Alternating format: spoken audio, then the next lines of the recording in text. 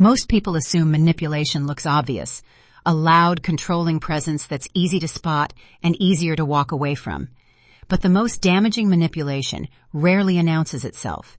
It hides inside moments that feel like love, connection, and care, and that's exactly what makes it so dangerous. If you've ever found yourself anxious about someone's mood, constantly working to get back to the good version of a person, or feeling like you're always one wrong move away from losing their warmth, this video is going to explain something important about what's actually happening beneath the surface. We're breaking down 3 specific patterns that manipulative dynamics use to keep you emotionally hooked. These aren't dramatic movie villain tactics. They're subtle, cyclical, and often disguised as passion or deep feeling. In fact, some of them might even feel flattering at first, which is precisely the point. Understanding these patterns isn't about labeling people or assuming the worst in your relationships. It's about giving yourself the clarity to recognize when a dynamic is working against your emotional stability rather than supporting it. Because here's the truth. Confusion in a relationship is rarely accidental.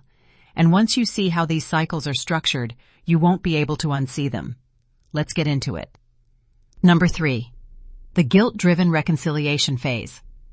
After the cold withdrawal comes the return, and it rarely arrives empty-handed. This phase is where the cycle becomes genuinely confusing, because on the surface, it can look like growth, remorse, even vulnerability. They come back softer, more attentive, sometimes with an apology, sometimes with affection, and sometimes simply by acting as though nothing happened at all. But here's what separates this from genuine repair. The reconciliation isn't about accountability. It's about resetting the dynamic. The goal isn't to understand what went wrong or to make meaningful change. The goal is to return you to a state of compliance and emotional availability, and guilt is the primary tool used to get you there. You might find yourself feeling responsible for the distance that occurred, even when you were the one who was pulled away from. The narrative subtly shifts, and suddenly you're the one making amends for simply having a need or holding a boundary. What makes this phase particularly powerful is the relief it triggers. After the anxiety of the cold period, warmth feels like oxygen. Your nervous system responds to the return of connection the way it responds to any relief from pain, with gratitude, even attachment. Unlike the higher-ranked patterns in this list, this phase works primarily through emotional exhaustion rather than active unpredictability, making it slightly easier to identify once you know what you're looking for. Number 2. The sudden withdrawal and silent treatment phase. If the reconciliation phase works through exhaustion, this phase works through something far more destabilizing. It works through absence. And absence, when weaponized, can be louder than any argument. This is the moment the warmth disappears. Not gradually, not with explanation, but suddenly, and often without clear cause. One moment there's connection, and the next there's a wall. Calls go unanswered. Responses become cold and clipped. The emotional temperature of the entire relationship drops without warning, and you're left scanning every recent interaction, trying to identify what you did wrong. That's the mechanism. The silence isn't just punishment. It's a question designed to make you spiral. And the answer you're meant to arrive at is that your behavior, your boundary, or your need caused this. So you begin to self-correct. You reach out. You soften. You apologize, sometimes without even knowing what you're apologizing for. What makes this phase rank higher than the reconciliation phase is its psychological precision. It doesn't require the manipulator to say anything harmful. The silence does the work entirely on its own. It exploits one of the most primal human fears, abandonment. And it does so with complete deniability. They didn't yell, they didn't threaten, they simply withdrew. Compared to what ranks at number 1, this phase is reactive. It responds to your resistance.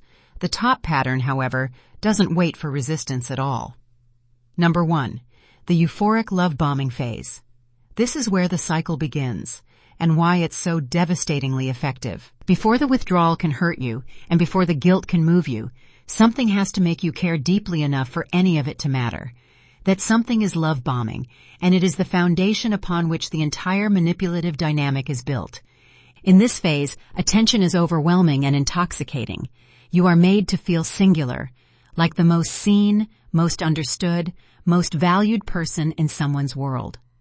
Compliments come in floods. Time and energy are given without limit. The relationship accelerates at a pace that feels thrilling rather than alarming, and an emotional bond forms rapidly, almost artificially fast. This is precisely what separates it from every other phase in this cycle. The withdrawal and the guilt only have power because of what was established here first. You're not chasing a person during the cold phases. You're chasing the version of them that existed in this moment. The love bombing creates the standard, and every subsequent phase exploits your desire to return to it. What makes this rank above all others is that it doesn't feel like manipulation at all. It feels like connection. It feels like finally being chosen. And that feeling, that specific euphoric certainty that you've found something rare, is exactly what makes everything that follows so difficult to leave. Conclusion. Now you can see the full architecture of the cycle. It doesn't begin with pain. It begins with something that feels extraordinary. The love bombing phase earns your attachment, your trust, and your emotional investment. Then the silent treatment phase uses that attachment as leverage, making absence feel like a verdict on your worth. And finally, the guilt-driven reconciliation phase closes the loop, returning just enough warmth to reset the cycle and keep you inside it. Each phase depends on the others. Remove any one of them, and the dynamic loses its grip. But together, they create something that can hold a person in place for months, even years, not through force, but through the calculated alternation of reward and withdrawal. The most important thing to take away from this is that recognizing the pattern is not a betrayal of the relationship. It's an act of clarity. Consistent care doesn't require you to earn warmth back. It doesn't disappear without explanation. It doesn't make you feel relief simply for returning to baseline. If this video resonated with you, keep exploring these topics. Understanding how emotional dynamics operate is one of the most protective things you can invest in for your relationships, your boundaries, and your sense of self. Because the moment you can name what's happening, it loses the power to happen to you unconsciously.